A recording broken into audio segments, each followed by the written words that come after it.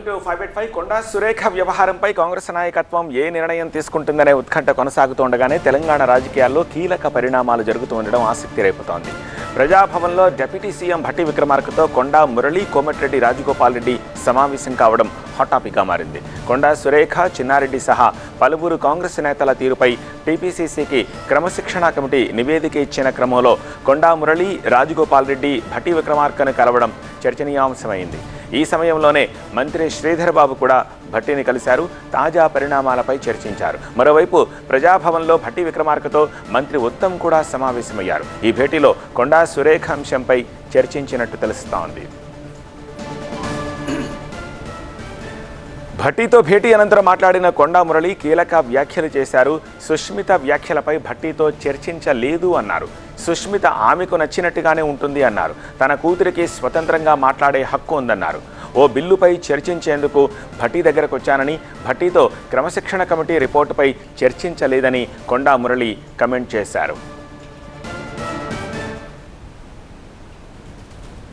ఏం దాన్ని డిస్కషన్ నేను చేయలేదు, దానికి నాకు సంబంధం లేదు. అది నా బిడ్డ ఇష్యూ. 30 సంవత్సరాలు ఉన్నాయి దానికి. ఇలా దాని బిడ్డకు 15 సంవత్సరాలు ఉన్నాయి. వాళ్ళ ఇష్యూ. ప్లాన్ ఎలా ఏం చేసింది, ప్లాన్ బిలో ఏం చేసుకుంటుందో నా బిడ్డకు తెలుస్తుంది, నాకు తెలుస్తుందా అన్న. ఇప్పుడు కవిత గారు పోయారు, వాళ్ళది వాళ్ళు, మాది మేము. మా బిడ్డ మా కుటుంబం అన్న, సంబంధం ఏంటి? నిన్న కొండా సురేఖ, చిన్నారెడ్డి సహా పలువురు కాంగ్రెస్ నేతల వ్యవహారంపై టీపీసీసీకి క్రమశిక్షణా కమిటీ నివేదిక ఇచ్చింది. ఈ అంశంపై హైకమాండ్ నిర్ణయం తీసుకుంటుందని మల్లు రవి తెలిపారు. ఈ క్రమంలోనే ఇవాళ డిప్యూటీ సీఎం భట్టి విక్రమార్కతో కీలక నేతలు వరుసగా సమావేశం కావడం ఆసక్తి రేపుతోంది.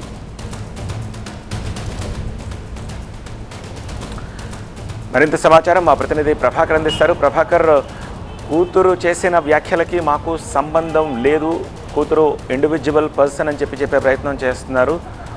అసలు ఆ విషయమే మాట్లాడలేదు అని చెప్తున్నారు. మరి ఇంకేం మాట్లాడినట్టు? అండ్ ఈ వరుస సమావేశాల ఆంతర్యం ఏమిటి?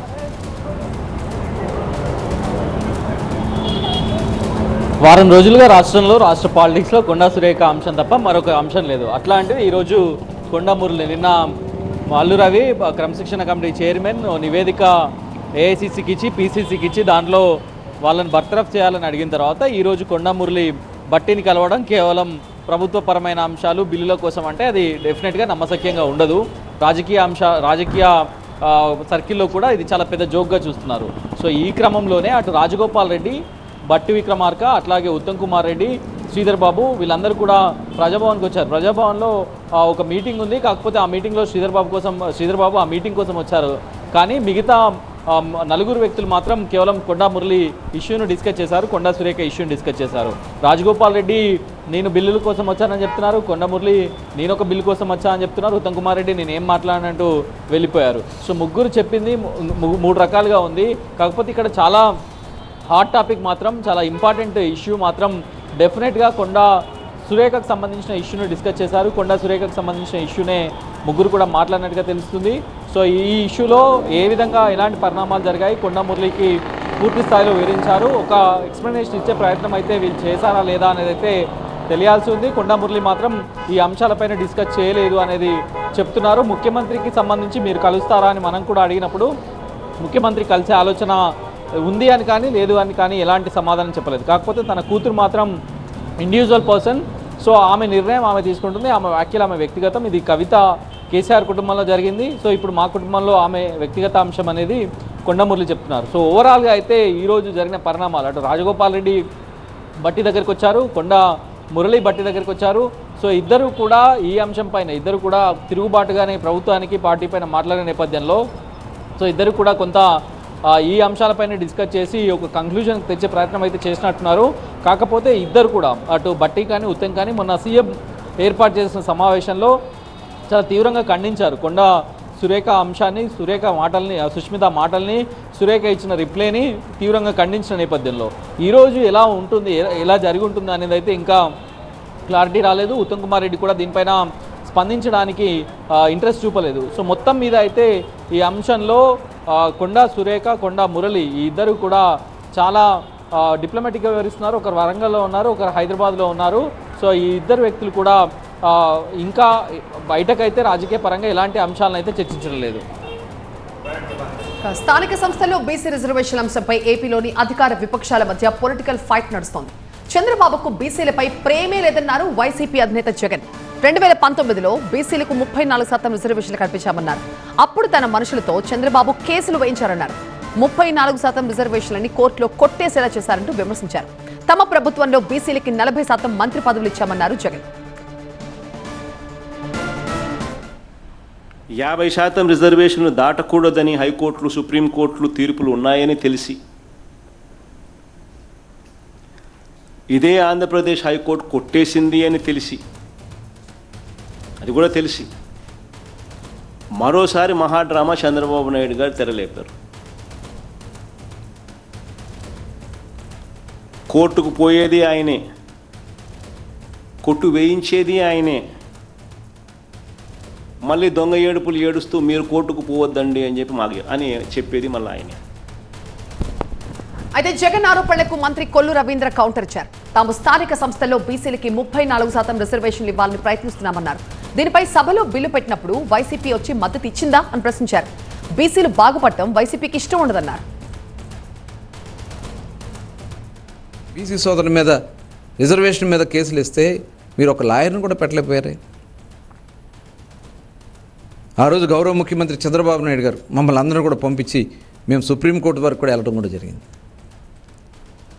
ఇవాళ మీరు మేము బీసీలకు ఏదో మునగబోచ్చానని చెప్పి మాట్లాడుతూ ఉన్నాడు. బీసీలను పొట్టన పెట్టుకున్నారు మీరు. 11 రాజ్యసభల్లో మీరు ఇచ్చింది ఎంతమందికి? 4 మాత్రమే మీరు బీసీలకు ఇచ్చారు. ఏపీలో స్థానిక సంస్థల ఎన్నికలకి కౌంట్ డౌన్ మొదలు కావడంతో ఈ అంశంపై రాబోయే రోజుల్లో టీడీపీ, వైసీపీ మధ్య ఏ రకమైన విమర్శలు, ప్రతి విమర్శలు కొనసాగుతాయన్న అంశం ఆసక్తిగా మారింది. మా అసోసియేట్ ఎడిటర్ ఈశ్వర్ ప్రస్తుతం మనకి లైవ్ లో జాయిన్ అవుతున్నారు మరింత సమాచారంతో. ఈశ్వర్, ఆల్రెడీ టీడీపీ, వైసీపీ మధ్య ఈ బీసీ వార్ అనేది పొలిటికల్ వార్ ఏ స్థాయిలో జరుగుతుందో మనం చూస్తున్నాం. దీనికి తోడు ఇప్పుడు స్థానిక సంస్థల ఎన్నికల కౌంట్ డౌన్ కూడా స్టార్ట్ అవడంతో ఇది నెక్స్ట్ ఎలాంటి టర్న్ తీసుకునే అవకాశం కనిపిస్తోంది? బీసీ రిజర్వేషన్ల ఎమోషన్ వేదికగా ఆంధ్రప్రదేశ్లో స్థానిక సంస్థల ఎన్నికల కోలాహలం ప్రారంభమైంది.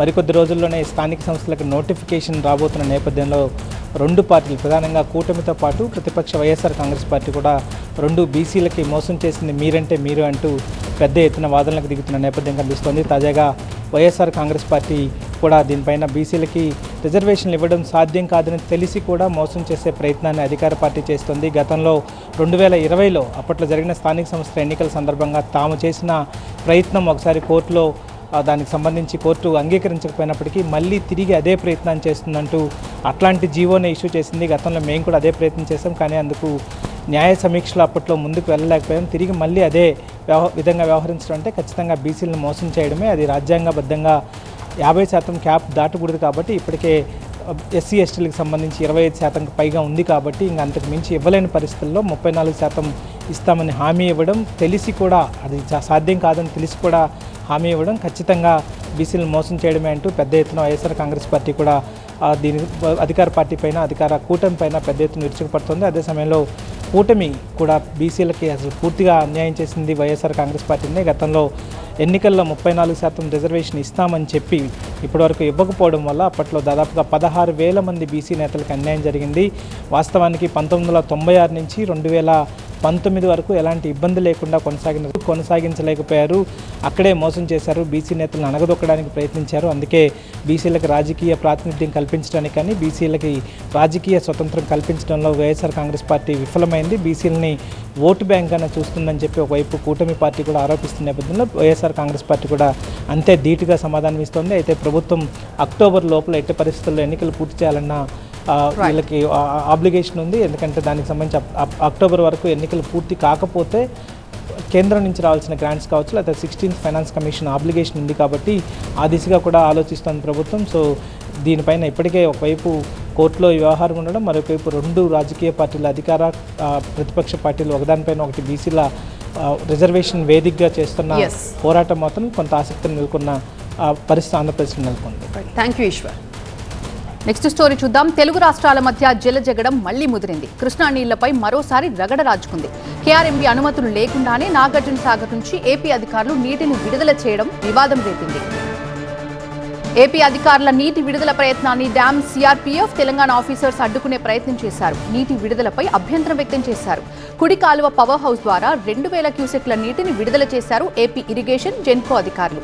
ఇక మరోవైపు తాగునీటి అవసరాల కోసం ఎడవ కాలువకి 2000 క్యూసెక్ల నీటిని విడుదల చేశారు తెలంగాణ ఇరిగేషన్ అధికారులు.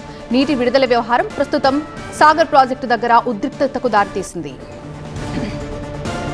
కుడి కాల్వకు నీటి విడుదలపై కన్నెర్ర చేశారు హరీష్ రావు. కాంగ్రెస్ ప్రభుత్వ వైఫల్యానికి ఏపీ వైపు నిండుగా పారుతున్నటువంటి కుడి కాలువ నీళ్లే సాక్ష్యమన్నారు. ఏపీకి కేఆర్ఎంబీ అంటే లెక్కే లేదు, త్రిసభ్య కమిటీ అంటే విలువ కూడా లేదన్నారు. చేతగాని సీఎం వల్లే తెలంగాణ ఇంతలా నష్టపోతుందన్నారు. నాగార్జున సాగర్ ప్రాజెక్టుపై ఏపీ అధికారులు దౌర్జన్యానికి దిగటం సిగ్గుచేటన్నారు హరీష్ రావు.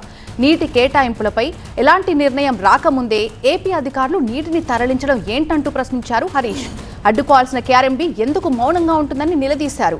ఓవైపు శ్రీశైలం నుంచి వెలిగొండ టన్నెల్ ద్వారా 11 టీఎంసీల నీటిని తరలించారని, ఇప్పుడు సాగర్ వంతన్నారు. కేంద్ర మంత్రి కిషన్ రెడ్డికి తెలంగాణ నీటి హక్కులను కాపాడాల్సిన బాధ్యత లేదా అని ఆగ్రహం వ్యక్తం చేశారు హరీష్ రావు.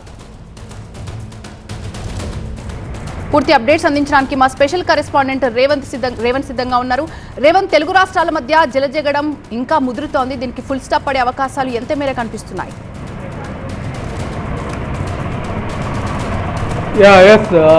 కృష్ణా జలాలపై తెలుగు రాష్ట్రాల మధ్య జలజగడం అయితే ప్రారంభమైంది. నాగార్జున సాగర్ కేంద్రంగా ఏపీ తెలంగాణ మధ్య వాటర్ వార్ మరోసారి మొదలైందని చెప్పుకోవచ్చు. ఇప్పటికే రెండు రాష్ట్రాల మధ్య జల వివాదాలు అయితే కొనసాగుతున్న నేపథ్యంలో ఈరోజు కృష్ణా రివర్ మేనేజ్మెంట్ బోర్డు అనుమతి లేకుండా ఏపీ సర్కార్ కుడికాల ద్వారా నీటిని విడుదల చేసే ప్రయత్నం చేసింది. దీంతో తెలంగాణ ఇరిగేషన్ అధికారులతో పాటు డ్యాంపై ప్రత్యక్షంగా ఉంటున్నటువంటి సిఆర్పీఎఫ్ సిబ్బంది కూడా అడ్డుకున్నారు. దీనికి సంబంధించి కేఆర్ఎంబీ ఆర్డర్ కాపీని చూపించండి, ఆదేశాలకు సంబంధించిన కాపీని చూపించారని చెప్పడంతో వారు చూపించకపోవడంతో తీవ్ర అభ్యంతరం కూడా తెలంగాణ ఇరిగేషన్ అధికారులు వ్యక్తం చేశారు.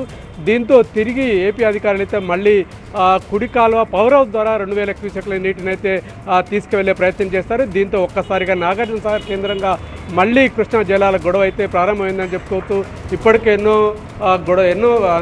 రెండు తెలుగు రాష్ట్రాల మధ్య కృష్ణా జలాలకు సంబంధించిన అనేక వివాదాలు కొనసాగుతున్నాయి. ముఖ్యంగా ఉమ్మడి జలాశయాలైనటువంటి శ్రీశైలం, నాగార్జున సాగర్లో ఉన్నటువంటి గేట్లు ఎత్తినప్పుడు కానీ, నీటి విడుదల చేసినప్పుడు కానీ, నీరు వచ్చినప్పుడు కూడా ప్రతిసారి కూడా ఈ నీటి అంశం అయితే ఒక సున్నితంగా మారింది. దీంతో రెండు రాష్ట్రాల మధ్య వివాదాలకు కేంద్ర బిందువుగా నాగార్జున సాగర్ మారుతుంది. అయితే ఏదైతే ఏపీ అధికారులు 2000 క్యూసెక్ల నీటిని తీసుకుపోవడాన్ని అభ్యంతరం వ్యక్తం చేసినటువంటి తెలంగాణ అధికారులు కూడా తాగునీటి అవసరాల కోసం ఎడమకాల ద్వారా 2000 క్యూసెక్ల నీటిని విడుదల చేస్తారు. కానీ మొత్తం ఈ వ్యవహారానికి రెండు రాష్ట్రాల మధ్య తలెత్తినటువంటి జలాల వివాదానికి సంబంధించి రాష్ట్ర విభజన జరిగినప్పటి నుంచి కూడా ఈ వివాదం అయితే కొనసాగుతుంది. దీనికి సంబంధించి కూడా కృష్ణా రివర్ మేనేజ్మెంట్ బోర్డు అయితే ప్రత్యేకంగా పర్యవేక్షిస్తున్నటువంటి పరిస్థితి. అయినప్పటికీ కూడా ఈ రెండు రాష్ట్రాల మధ్య వివాదాలు అయితే కొనసాగుతున్నవి. ఈ నెల 24వ తేదీన కూడా కృష్ణా రివర్ మేనేజ్మెంట్ బోర్డు కూడా సమావేశమైంది. కేవలం ఈసారి ఎల్లినో ప్రభావంతో ఆశించిన స్థాయిలో వరదలు లేకపోవడంతో శ్రీశైలం, నాగార్జున సాగర్లో ఉన్నటువంటి నీటిని కేవలం తాగునీటికే వినియోగించాలని చెప్పి కూడా బోర్డు సూచించింది. కానీ ఏపీ దానికి సంబంధించి ఎటువంటి వివరణ ఇవ్వకుండానే ఏకపక్షంగా 2000 క్యూసెక్లని నీటిని తీసుకుపోవడాన్ని మాత్రం తెలంగాణ అధికారులు అయితే తీవ్రంగా అభ్యంతరం వ్యక్తం చేస్తున్నారు. ముఖ్యంగా తాగునీటి అవసరాల కోసం రెండు ఉమ్మడి జలాశయాలకు సంబంధించి కూడా 50-50 నిష్పత్తితోటి ఈ నీటిని విడుదల చేయాలని చెప్పి కూడా ఏపీ అయితే తెలంగాణ కోరుతున్నటువంటి పరిస్థితి. ఈ నేపథ్యంలో కృష్ణా రివర్ మేనేజ్మెంట్ బోర్డు ఎటువంటి విషయాన్ని తేల్చకుండానే వచ్చే నెల 4వ తేదీకైతే రివర్ మేనేజ్మెంట్ బోర్డు అయితే వాయిదా పడినటువంటి నేపథ్యంలో ఈసారి బోర్డు అనుమతి లేకుండా ఈ ఏపీ ప్రభుత్వం నీటిని తీసుకుపోయే ప్రయత్నం చేయడంతో ఒక్కసారిగా వివాదం మళ్ళీ తలెత్తింది. నాగార్జున సాగర్ కేంద్రంగా ఒక్కసారిగా ఉద్రిక్త పరిస్థితి కూడా నెలకొన్నటువంటి పరిస్థితి. ఇప్పటికే ఈ వ్యవహారంపై కూడా బీఆర్ఎస్ అయితే తీవ్రంగా రాష్ట్ర ప్రభుత్వంపై మండిపడుతుంది. కేవలం రాష్ట్ర ప్రభుత్వం నిర్వాహకం వల్లే, చేతకాంతనం వల్లనే ఈ కృష్ణా జలాల విషయంలో రాష్ట్రానికి తీవ్రమైనటువంటి అన్యాయం జరుగుతుందని చెప్పి మండిపడుతున్నటువంటి పరిస్థితి. రాష్ట్ర సీఎం కానీ, నీటిపారుదల శాఖ మంత్రి ఉత్తమ్ కుమార్ రెడ్డి కానీ ఏపీ జలదోపిడీ చేస్తుంటే మిన్నుకుండి చూస్తోందని చెప్పి కూడా విమర్శిస్తున్నట్టు పరిస్థితి. ఈ నేపథ్యంలో రెండు రాష్ట్రాల మధ్య మరోసారి ఈ వివాదం అయితే హాట్ టాపిక్గా మారినటువంటి పరిస్థితి కనిపిస్తోంది.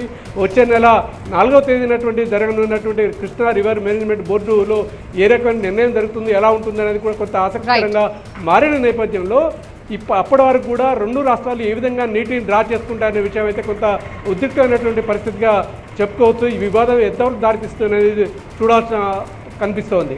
Thank you Revanth.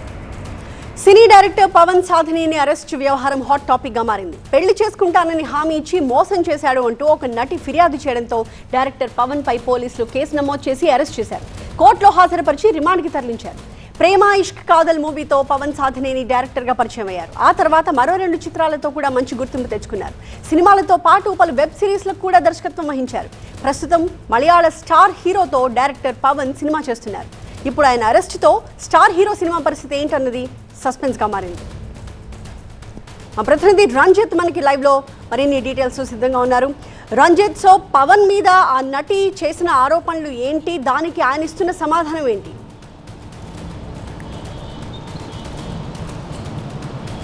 అంటే డైరెక్టర్ పవన్ సాధినేనిపై బాధిత నటి నేరుగా డీజీపీకి వెళ్ళి ఫిర్యాదు చేసింది.